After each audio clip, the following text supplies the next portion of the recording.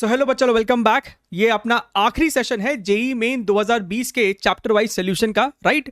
और दो इंपॉर्टेंट बात है। सबसे पहला कि ये जो प्रिंटेबल फॉर्मेट का आपका क्वेश्चन पीडीएफ है, आप इसको डाउनलोड कर सकते हैं और फिर अपने हिसाब से टाइम बाउंड मैनर में इसको सॉल्व कर सकते हैं। डाउनलोड कैसे करना है, आपके पास ये 4 सिंपल स्टेप है जिसके थ्रू आप 2018 से लेकर 2022 के सभी फिजिक्स के क्वेश्चन को एक्सेस कर सकते हैं, ठीक है। दूसरा इंपॉर्टेंट पॉइंट ये है कि अगर आपको थर्मल प्रॉपर्टीज को अच्छे से कंप्लीट करना है, मान लीजिए कि आपने उसको अभी तक किया भी नहीं ढंग से, तो आप इन 2 कॉन्सेप्ट वीडियोस को देख के इसे फिनिश कर सकते हैं, thermal properties and heat transfer का, राइट। बहुत कम समय में आपको इन डेप्थ यहां पे समझाया गया है। उसके बाद 2022 के यहां पे आपके पास सोल्यूशन है, 2021 के है, and some extra very good excellent question from our rank booster series, ठीक है। तो ये जो आपका प्लेलिस्ट का लिंक है वो आपको नीचे डिस्क्रिप्शन बॉक्स में मिल जाएगा। चलिए शुरू करते हैं सेशन को and let us see our first question. Question number 1 है, हमसे सवाल में कहता है 2 different wires having length L1 and L2 and respective temperature coefficients of alpha 1 and alpha 2 are joined end to end, ठीक है। सो कहने की बात है कि आपके पास मान लीजिए ये एक वाली वायर हो गई है और ये अपनी दूसरी वाली वायर हो गई है। तो हमसे कहता है कि दोनों को आपने एंड टू एंड जोड़ दिया है। इसका लेंथ L1 है, इसका लेंथ आपका L2 है, इसका थर्मल एक्सपेंशन कोएफिशिएंट अल्फा 1 है और इसका अल्फा 2 है। Then effective temperature coefficient is going to be how much? Effective temperature coefficient of linear expansion कितना होगा? अब जब भी हमसे ये इफेक्टिव चीज़ पूछी जाती है ना, चाहे वो आपको थर्मल कंडक्टिविटी में हो या फिर हमसे कभी कभी रेजिस्टिविटी में भी पूछी जाती है, सो इसका मतलब ये होता है कि हमें एक सिंगल मटेरियल का वायर चाहिए जिसका लेंथ तो दोनों वायर के लेंथ के सम के बराबर हो और इसका अल्फा का वैल्यू कितना हो, अल्फा इक्विवेलेंट कितना हो, ताकि दोनों में आपको टोटल एक्सपेंशन सेम होना चाहिए, सेम टेम्परेचर डिफरेंस के लिए। मान लीजिए कि आपने इसमें डेल्टा टी का चेंज लाया तो ऊपर में भी आप डेल्टा टी का ही चेंज अज्यूम करेंगे। तो हमारा case number 1 and case number 2 में जो आपका टोटल चेंज इन लेंथ है वो सेम होना चाहिए, यही मतलब होता है। तो भैया ऊपर वाले में चेंज इन लेंथ कितना हो जाएगा? तो पहले रॉड में आपका जो चेंज इन लेंथ होगा that is L1 alpha 1 delta T. अब ये फॉर्मूला तो पता है ना, नहीं पता है तो एक बारी हमारा कॉन्सेप्ट वीडियो को रिवाइज कीजिएगा थर्मल एक्सपेंशन में, right. L1 alpha 1 delta T plus green वाले में आपको हो जाएगा L2 alpha 2 delta T is equal to ये जो आपका नया वाला मटेरियल है जिसका एक्सपेंशन कोएफिशिएंट अल्फा इक्विवेलेंट है, ये आपको हो जाएगा L1 plus L2, right. Original length multiplied by alpha multiplied by change in length. तो यहाँ से हम देख सकते हैं डेल्टा टी आपका यहाँ से सलट जाएगा and alpha equivalent is nothing but your alpha 1 L1 plus alpha 2 L2 divided by L1 plus L2 which makes your option number D as the correct answer, ठीक। चलिए आगे बढ़ते हैं। Let us see the next question, question number 2। अच्छा, सवाल में हमसे यहां पे कहता है when the temperature of a material wire is increased from 0 degree centigrade to 10 degree centigrade, right, its length increases by 0.02%। अच्छा, तो हमें पता है कि सर जो चेंज इन लेंथ होता है that is original length alpha delta T. तो आपको इस प्रश्न में ना डेल्टा L बाई एल की वैल्यू दे रखी है। ध्यान से देखिए, आपको डेल्टा L बाई एल की वैल्यू परसेंटेज में दे रखी है, that is your 0.02%। So basically अगर आपको इसको नॉर्मल में कन्वर्ट करना है तो डिवाइडेड बाई 100 कर देंगे, लेकिन हमारा क्योंकि जो फाइनल आंसर है वो भी परसेंटेज में पूछा है तो हम इसे फिलहाल ऐसे ही रहने देंगे। एक तो मेरे पास इक्वेशन ये आ गया है, हमसे पूछता है the percentage change in its mass density will be what. भैया अगर आपने वायर को हीट किया है, उसका लेंथ चेंज हो रहा है, उसका डायमेंशन चेंज हो रहा है, तो उसका वॉल्यूम चेंज हो रहा है और डेंसिटी होता है मास बाय वॉल्यूम। मास तो चेंज हो नहीं सकता है, यानी कि आपका वॉल्यूम चेंज होने की वजह से डेंसिटी भी चेंज होगा। लेकिन भैया क्योंकि स्मॉल चेंजेस है तो हम यहाँ पे लिख सकते हैं delta rho by rho is nothing but equal to delta V by V. मानते हो m आपका कांस्टेंट है, उसमें कोई बदलाव आने वाला है नहीं। अब सर हमारे पास एक और फॉर्मूला है delta v change in volume is equal to initial volume, लेकिन सर वॉल्यूम के केस में ना गामा आता है, गामा डेल्टा टी। लेकिन सर हमारा जो ये गामा होता है ना, this gamma is nothing but 3 into alpha, right, multiplied by delta T. तो यहां से आपको दिख रहा है कि सर आपका जो डेल्टा वी बाई वी है that is 3 times alpha delta T. ओहो हो, तो यहां पे ध्यान से देखिए, ये आपको कुछ नहीं 3 अल्फा डेल्टा टी ही है, और अल्फा डेल्टा टी की वैल्यू इक्वेशन नंबर 1 में हमको मिल रखी है। So the final answer becomes 0.06%, option number B. ठीक है, तो आप देख सकते हैं सवाल आपको बहुत मुश्किल नहीं था, लेकिन सवाल अच्छा है ना, बहुत ज्यादा डायरेक्ट क्वेश्चन आपको ये नहीं कहा जाएगा। चलिए बात करते हैं क्वेश्चन नंबर 3 की। The specific heat of water 4200 joule something something and the latent heat of ice is this much. आपके पास 100 ग्राम्स ऑफ आइस है 0 डिग्री सेंटीग्रेड पे, is placed in 200 gram of water at 25 degree centigrade. The amount of ice that will melt as the temperature of water reaches 0 degree centigrade is close to, और वो भी grams में बताना है।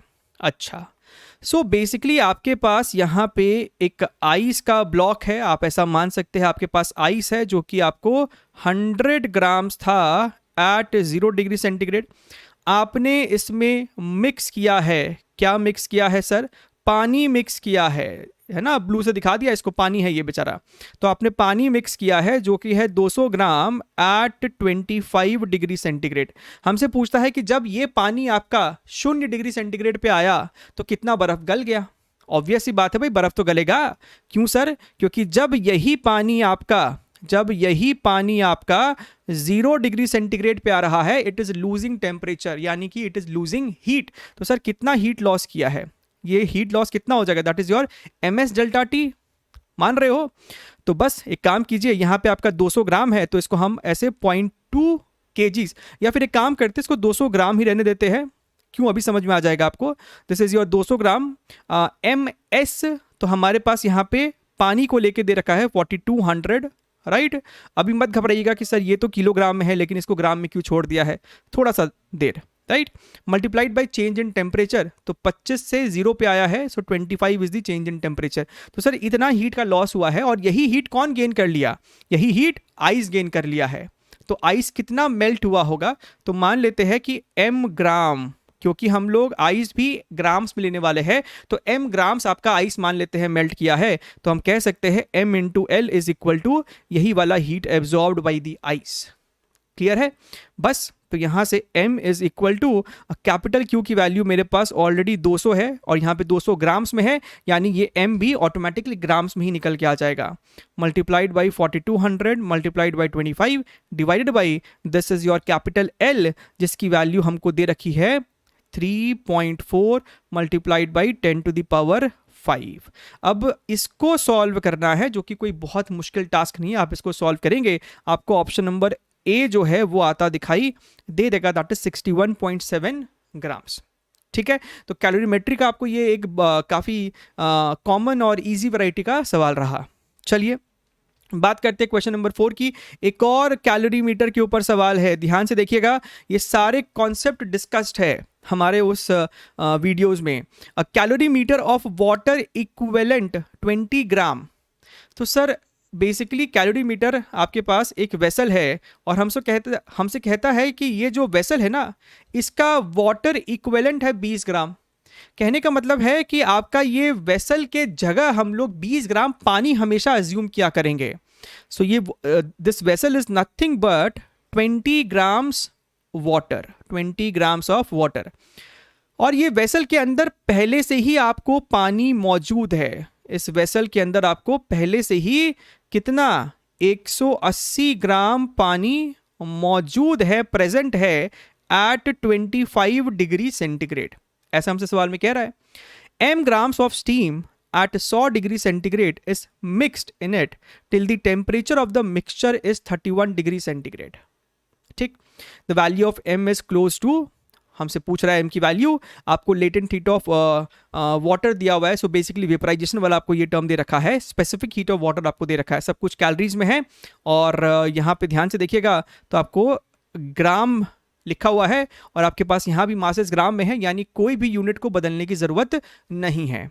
ठीक है, चलिए तो देखिए हमने क्या किया, हमने इसके अंदर डाल दिया है कितना steam, m grams of steam m grams of steam at 100 degree centigrade so that the final temperature becomes your 31 degree centigrade.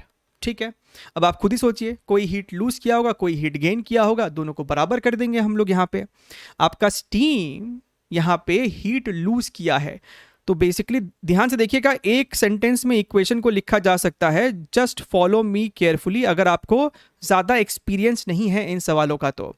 Heat steam ने लूज किया है, कितना लूज किया है? तो सबसे पहले तो भैया ये m gram of steam convert हुआ होगा पानी में at 100 degree centigrade, and that is equal to 540 into m। मानते हो m इंटू l? अच्छा, प्लस अब यही जो आपका m ग्राम पानी है वो आपको कन्वर्ट हुआ है पानी में ही, बट एट 31 डिग्री सेंटीग्रेड, यानी 69 डिग्री सेंटीग्रेड टेम्परेचर का चेंज है। So M S delta T, S की वैल्यू जो है पानी के केस में आपको 1 होता है और डेल्टा टी यहाँ पे 69 है। This is equal to how much? This is equal to, यहाँ पे जो आपके पास पानी है ना, ये टोटल पानी आपको 200 ग्राम है एट 25 डिग्री सेंटीग्रेड। ये 200 ग्राम पानी 25 से 31 पहुंच रहा है, यानी कि sir M S delta T मतलब 31 माइनस 25 विच इज योर 6। बस अपने को जनाब इसी को सॉल्व करना है। यहाँ पे अगर आप ध्यान से देखिए तो दिस इज योर 540 प्लस 69, आप यहाँ पे m कॉमन ले लिए, this is your 1200। So m is equal to 1200 divided by, ये आपको कितना हो रहा है 906, और साफ साफ दिख रहा है कि इसकी जो क्लोज वैल्यू है वो आपको 2 ग्राम के आसपास लगभग आती हुई दिख रही है, which is your option number B. ठीक है, चलिए आगे बढ़ते हैं, अगला सवाल देखते हैं, क्वेश्चन नंबर 5। ओके, ये भी आपका कैलोरीमेट्री का ही सवाल है, जहां पे आपका कुछ हीट लॉस होता है और उसे हम टेम्परेचर चेंज में ले लेते हैं। हमसे कहता है कि आपके पास 5 ग्राम का एक बुलेट है जो कि 210 मीटर्स पर सेकेंड की स्पीड से जाता है, एक लकड़ी से टकराता है, उसकी आधी काइनेटिक एनर्जी जो है, जो लॉस होती है, तो वो बुलेट उसका हीट एब्जॉर्ब कर लेता है और बाकी आधा जो है वो लकड़ी एब्जॉर्ब कर लेता है। सो बेसिकली हाफ mv² जो आपके पास एनर्जी है ना, उसमें से 50% जो है वो बुलेट एब्जॉर्ब कर लिया और अपना टेम्परेचर को बढ़ा लिया होगा। The rise in temperature of the bullet if the specific heat of its material, bullet का स्पेसिफिक हीट आपका इतना है और हमसे कहता है कि 1 कैलोरी इतना अर्क्स है। झूठ मूठ का डराने के लिए आपको इतना यहाँ पे दे रखा है। So basically specific heat of bullet is how much? 0.030 calories something something आपको यहाँ पे दे रखा है ना, ग्राम डिग्री सेंटीग्रेड। अगर आप ध्यान से देखें तो 1 कैलोरी ये 4.2 जूल्स भी है। बहुत से बच्चों को तो याद ही होता है 4.2 जूल्स होता है, बेसिकली 10⁻⁷ अर्ग्स 1 जूल के बराबर है। सो ये 4.2 जूल्स है, इसका मतलब 0.03 मल्टीप्लाइड बाई 4.2 जूल्स, इस प्रकार से आप इसे लिख सकते हैं। तो ये तो हो गया आपका स्पेसिफिक हीट ऑफ बुलेट। अब हमसे क्या बोल रहा है? हमसे बोल रहा है कि आधा काइनेटिक एनर्जी जो लॉस हुआ वो बुलेट एब्जॉर्ब करके अपना टेम्परेचर बढ़ा लिया, खत्म। तो भैया बुलेट का मास तो यहाँ पे लेफ्ट राइट आपका खत्म हो जाने वाला है। So this becomes your 1/4 into velocity square, that is your 210 multiplied by 210 is equal to S. S की जो वैल्यू है यहाँ पे ध्यान से देखिए आपको दे रखा है, ठीक है। So this becomes how much? This is your 0.03 multiplied by 4.2, right? And this is your multiplied by delta t. अच्छा, एक और बात का यहाँ पे थोड़ा सा ध्यान आप दीजिएगा।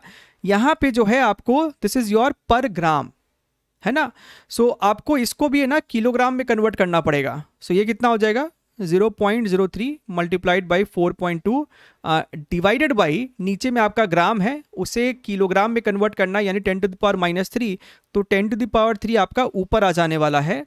तो यहाँ पे एक ऊपर में ना 10⁻³ भी रख लीजिए, ठीक बात है, बढ़िया है। अब क्या बात है, अब आपको यहाँ पे डेल्टा टी की वैल्यू हो जाएगी 210 multiplied by 210 divided by 4 multiplied by 4.2 multiplied by this is your 30, ठीक है। अब यहाँ से 0 से 0 अपना खत्म, this becomes your 7।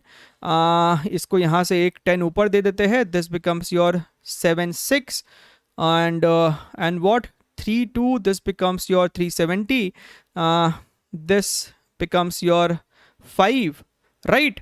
So we have ऊपर में 350/4, 350/4, ठीक है। अब आपको ना बस इसको डिवाइड करना है। So when you do this, कितना आ जाएगा आपका, दिस इज योर 4 8 32, 3 बचेगा 7.5। This makes your option number B as a correct answer, ठीक है। सो आपको ये वाला पार्ट को आपको थोड़ा सा ध्यान देना है, इसको हमें किलोग्राम में भी कन्वर्ट करना था, ठीक। चलिए आगे बढ़ते हैं। So we have got our final answer. Let's move to the next question, question number 6। अच्छा, यहाँ पे बेसिकली आपके पास 3 रॉड है, तीनों का लेंथ सेम है, आइडेंटिकल है, तीनों का क्रॉस सेक्शन एरिया आपका आइडेंटिकल है, बस तीनों का थर्मल कंडक्टिविटी जो है वो अलग अलग है, K1 K2 K3। और आपके पास टेम्परेचर है, ये एंड 100 डिग्री पे है, ये वाला जंक्शन 70 पे है, ये वाला 20 पे है और ये वाला 0 पे है। तो हमसे यहाँ पे K1 K3 K2 K3 something something ऐसा पूछ रहा है। सो बेसिकली आपको K1 K2 K3 में रिलेशन निकालना पड़ेगा। तो एक बात तो तय है ना भैया, जब तीनों रॉड आपका सीरीज में है तो तीनों के थ्रू जो आपका हीट करंट फ्लो कर रहा होगा बेसिकली dQ/dt, या फिर आप जिसे I भी कहते हो इस केस में, वो सेम होने वाला है। तो एक काम करो ना, तीनों के लिए लिख लो क्या होता है आपका ये dQ/dt। एक बार ही फॉर्मूला तो रिवाइज कर ले। This is your KA/L, we can write your here T1 - T2 ऐसे करके। तो बस ये है ना, इक्वेट कर दो तीनों के लिए। तो अगर हम पहले वाली रॉड की बात करें तो भैया थर्मल कंडक्टिविटी तो K1 है, A/L सेम है, T1 - T2 यानी 100 - 70 टेम्परेचर डिफरेंस उन रॉड के क्रॉस। सो 100 - 70 कितना हो जाएगा, 30। This is equal to K2/L into A। अब 70 - 20 which is nothing but your 50 is equal to K3A/L। This becomes 20 - 0, that is your 20। सही बात है। तो A/L A/L A/L खत्म, 0 से 0 से 0 अपना खत्म यहाँ पे। So this becomes 3K1 is equal to 5K2 is equal to 2 times K3, ठीक। अब यहाँ पे अगर हम ध्यान से देखें, हमको एक बारी अगर K1 इज टू K3 देखने का मन हो तो इन दोनों का आपस में इक्वेट कीजिए, आपको दिखाई देगा कि सर ये 2/3 है। अगर हमको मान लीजिए K2/K3 देखने का मन है तो आपको दिखाई देगा कि सर ये जो है 2/5 है। अगर आप ध्यान से देखिए तो ऑप्शन नंबर ए जो है सेट हो गया तुरंत। तो ये सवाल एक्चुअली में काफ़ी आसान सवाल है, बस आपको ये बात सोचना चाहिए था कि तीनों में आपको हीट करंट इक्वेट करना है, सेम है बेसिकली, ठीक। अच्छा ध्यान से देखिए, ओहो हो, Newton laws of cooling, I think one of the favourite format for any competitive examination. A metallic sphere cools from 50 to 40 in 300 second. If atmospheric surrounding temperature is इतना, then the sphere's temperature after next 5 minutes will be close to how much? So basically here we apply this equation, that is your T1 - T2। even ये भी बहुत अच्छे से explained है हमारे उस video में। this is equal to some constant, right? T1 plus T2/2 minus your surrounding temperature। तो पहली बार देखें तो 50 से 40 पे गया था। So 50 - 40 divided by time, that is your 300 second is equal to some constant। This is your 50 plus 40/2 minus your surrounding temperature, ठीक है। अच्छा यहाँ पे क्या है, सब कुछ आपका सेल्सियस में ही है क्योंकि हर जगह आपका डिफरेंस है, यहाँ पे भी डिफरेंस हो रहा है, यहाँ पे भी आपका डिफरेंस है, सो चेंज है। अगर हम ध्यान से देखें यहाँ पे, so this becomes your 10/300 is equal to, यहाँ पे आपका ऊपर में कितना है ये 90/2 45, 45 - 20 25। So this becomes K multiplied by 25, equation number 1। अब जो है ये 40 से और नीचे टेम्परेचर पे गया 300 सेकेंड में, फिर से 5 मिनट मतलब 300 सेकेंड। तो फिर से इक्वेशन हम लिख रहे हैं यहाँ पे कि सर 40 - T3 अपॉन 300 सेकेंड की बात चल रही है, अभी भी कांस्टेंट आपका K ही होगा। Once again 40 plus T3/2 minus your 20 equation number 2। हमको यहाँ पे T3 की वैल्यू निकालनी है, दोनों इक्वेशन को आपस में डिवाइड कर दो। आप डिवाइड करेंगे तो मज़ा ही आ जाएगा, 300 से 300 आपका मर गया, K से K आपका यहाँ पे कट जाने वाला है। So this becomes 10 divided by 40 minus T3 is equal to, ये आपका 25 है divide by this entire term. अब अगर आप ध्यान से देखें ना, यहाँ पे आप एलसीएम जब लोगे 2 × -20 तो ये -40 और ये 40 कट जाएगा, सो आपके पास इवेंचुअली यहाँ पे बचने वाला है T3/2, तो 2 ऊपर चल जाएगा। सही बात है सर। 10 ये आपका 50 था, तो ये 5 हो जाएगा, so this becomes T3 is equal to 200 minus 5T3, so T3 is equal to 200/6 यानी कि 100/3 यानी कि 33.3 डिग्री सेंटीग्रेड। तो अप्रॉक्सीमेटली 33 इसका आंसर है। ठीक, चलिए आगे बढ़ते हैं। Moving on to the next question, question number 8। ये थोड़ा सा एक अलग मिजाज का सवाल है जो कि आपका नॉन आइसोट्रोपिक के बारे में बात करता है। अभी तक हम लोग ऐसा अज्यूम करते थे कि आपका जो गामा है that is 3 into alpha, which is basically for isotropic materials. Isotropic का मतलब क्या है आपका कि हर डायरेक्शन में, यानी कि एक्स डायरेक्शन में भी आपका लीनियर एक्सपेंशन कोएफिशिएंट अल्फा है, वाई डायरेक्शन में भी अल्फा होगा, जेड डायरेक्शन में भी अल्फा होगा, यानी हर डायरेक्शन में मटेरियल सेम तरीके से बिहेव कर रहा है, उसको हम आइसोट्रोपिक कह रहे हैं। लेकिन ये आपका सवाल में ही कहता है कि नॉन आइसोट्रोपिक है, जहां पे आपका एक्स डायरेक्शन में अल्फा की वैल्यू इतनी है और वाई और जेड डायरेक्शन में अल्फा की वैल्यू इतनी है। तो हमसे कहता है कि भैया बताइए गामा की जो वैल्यू है, अगर वो c इंटू दिस है तो c की वैल्यू कितनी है। तो अब जो आपका अल्फा का गामा का फॉर्मूला हो जाएगा that is alpha X plus alpha Y plus alpha Z. ठीक है, सो अल्फा एक्स की वैल्यू है 5 into 10 to the power minus 5 plus alpha Y और अल्फा जेड दोनों बराबर है, यानी 2 times this term 5 into 10 to the power minus 6। ठीक, so this becomes 5 into 10 to the power minus 5 plus this becomes 10 to the power minus 5, so 6 into 10 to the power minus 5 और rather 60 into 10 to the power minus 6। तो यहां से अगर हम compare करें तो c की वैल्यू 60 आ जा रही है। क्लियर है एकदम। चलिए अगला सवाल देखते हैं, क्वेश्चन नंबर 9। क्वेश्चन नंबर 9, ध्यान से देखिएगा सवाल को। सवाल में हमसे क्या बोलता है, a Bakelite beaker, so basically beaker है, has a volume capacity of इतना, ठीक, at 30 degree centigrade. When it is partially filled with VM volume at 30 degree centigrade of mercury, it is found that the unfilled volume of beaker remains constant as temperature is varied। सवाल का मतलब नहीं समझ में आया? देखिए हमसे कह रहा है कि आपके पास ना एक वेसल है इस प्रकार से, और इस वेसल में आपको मरकरी है। ठीक है, ये जो आपका वेसल है इसका वॉल्यूम बीकर है ना, तो VB है। ये जो आपका मरकरी है इसका वॉल्यूम VM है एट 30 डिग्री सेंटीग्रेड। फिर होता क्या है कि अगर आपने इस पूरे सिस्टम का टेम्परेचर चेंज किया तो वेसल का वॉल्यूम भी इंक्रीज करेगा, मरकरी का वॉल्यूम भी इंक्रीज करेगा। हमसे ये कहता है कि दोनों इस प्रकार से इंक्रीज करते हैं कि ये जो गैप है, यानी जो आपका रिमेनिंग वॉल्यूम है वो हमेशा सेम रहता है, वो हमेशा वही रहता है।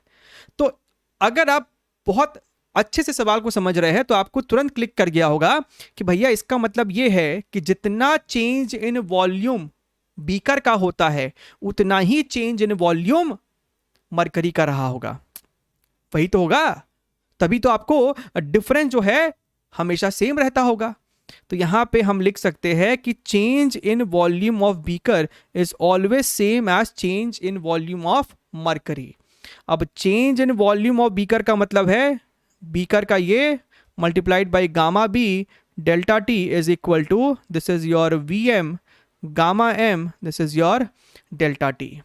तो डेल्टा टी से डेल्टा टी अपना खत्म हो जाएगा। हमसे क्या पूछ रहा है, why is the coefficient of volume expansion, then VM is close to how much. So basically हमसे VM पूछ रहा है। अच्छा, तो यहाँ पे ध्यान से देखिए आपका जो VM हो जाएगा that is your VB gamma B divided by gamma M। ठीक है, अब VB की वैल्यू कितनी है, तो बीकर का वॉल्यूम 500 cc है और हमसे आंसर भी cc में ही पूछ रहा है, क्यूबिक सेंटीमीटर। तो ये आपका बेसिकली 500। गामा B, बीकर का गामा तो इतना है 6 into 10 to the power minus 6 divided by mercury का इतना है 1.5 10 टू द पावर माइनस 4। ठीक है, सो 10 टू द पावर माइनस 4 ऊपर जाएगा, 10 टू द पावर 6 इसको भी ये कट कर देगा। सो ऊपर में अपने पास है 30 और नीचे में अपने पास है 1.5, this is nothing but 20। Clear है, चलिए आगे बढ़ते हैं। Let us see our next question, question number 10। Again a question on calorimetry. So काफ़ी सवाल आपसे पूछे गए थे 2020 में कैलोरीमीटर पे। m gram of steam at 100 degree centigrade is mixed with 200 gram of ice at its melting point. So अगर हम यहाँ पे लिखना चाहे तो हम कहेंगे m gram of steam eight 100 degree centigrade plus 200 gram of ice eight 0 degree centigrade. ठीक बात है। अच्छा, इन अ थर्मली इंसुलेटेड कंटेनर, यानी कि हीट बाहर नहीं लॉस हो रहा है। If it produces liquid water of 40 degree centigrade, यानी इस मिक्सचर ने जो फाइनली जो आपके पास बच रहा है सिस्टम में वो है पानी एट 40 डिग्री सेंटीग्रेड, यानी स्टीम भी पानी में कन्वर्ट हुआ है, आइस भी पानी में कन्वर्ट हुआ है और पानी इवेंचुअली 40 डिग्री सेंटीग्रेड पे पहुंचा है। आपको यहाँ पे LV का वैल्यू है, मेल्टिंग पॉइंट के लिए आपको L की वैल्यू दे रखी है और हमसे M की वैल्यू पूछ रही है। तो वही काफ़ी सिंपल सवाल आपका ये हो गया है। आपका जो स्टीम है वो हीट लॉस किया है और आपका जो आइस है वो हीट टोटल गेन किया है, बस इक्वेट करना है।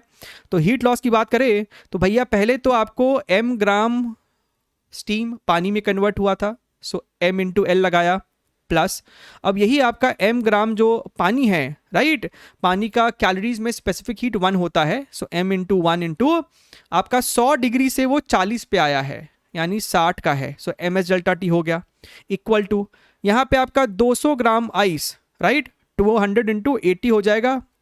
अब ये पानी में कन्वर्ट हुआ और यही पानी, यही 200 ग्राम पानी आपका 0 से 40 भी पहुंचा है, तो यहाँ पे आपको 40 भी लिखना होगा। So this is your one liner equation, खत्म। समझ में आ रहा है ना?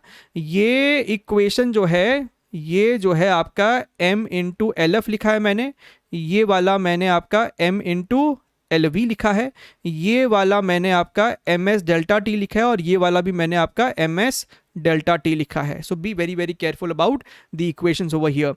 So here what we have is your 600 m is equal to, and here if you see 200 को अगर मैंने कॉमन ले लिया, so 80 plus 40 is your 120. So m is equal to 200 multiplied by 120 divided by 600. So here ये दोनों ये ऐसे ऐसे अपना खत्म, so this becomes your 40. Clear है एकदम? चलिए आगे बढ़ते हैं and let us see our last question, again a very good question if we say. देखिएगा यहाँ पे हमसे क्या बोलता है कि आपके पास 3 वेसल्स है, 3 कंटेनर्स है, C1 C2 एंड C3, और तीनों में पानी है अलग अलग टेम्परेचर पे, लेकिन किस में ज़्यादा है किस में कम हमें कुछ नहीं पता। हमारे पास यहाँ पे एक टेबल बना के दे रखा है एंड हमसे कहता है the table shows the final temperature T when different amounts of water are given in liters are taken from each container and mixed, assuming there is no loss to the surrounding and all.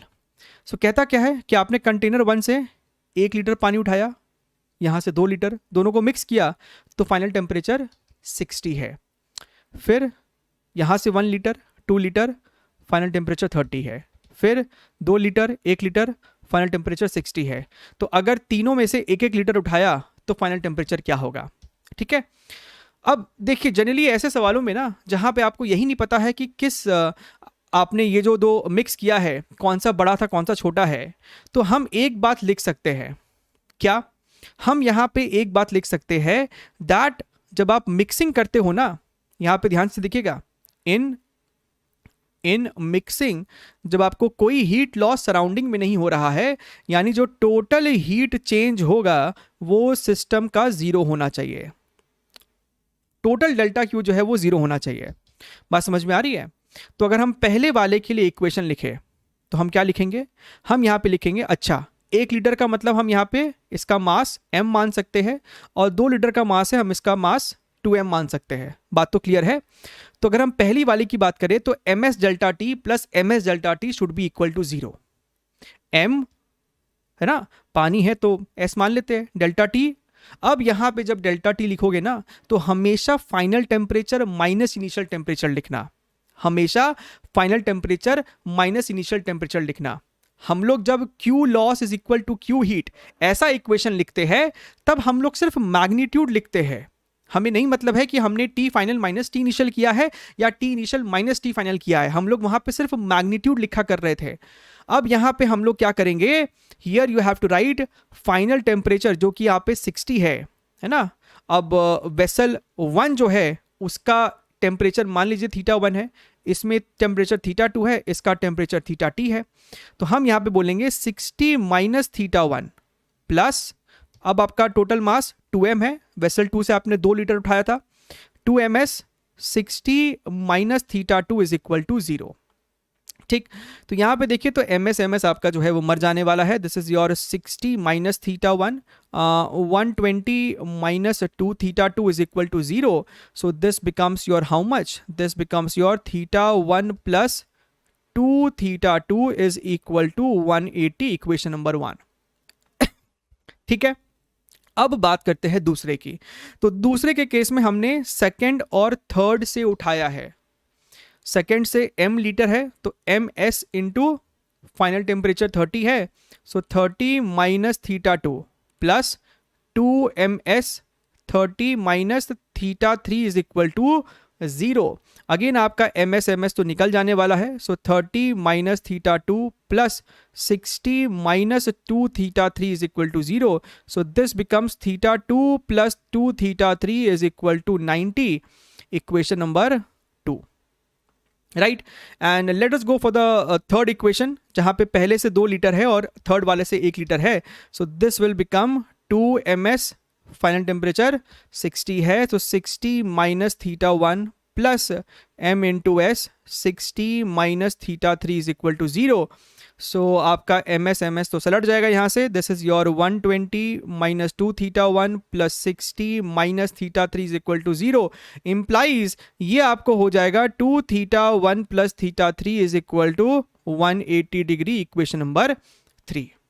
ठीक है, अच्छा हमको final equation क्या लिखना है, मैंने तीनों से उठाया है 1-1 लीटर और अब फाइनल टेम्परेचर है थीटा।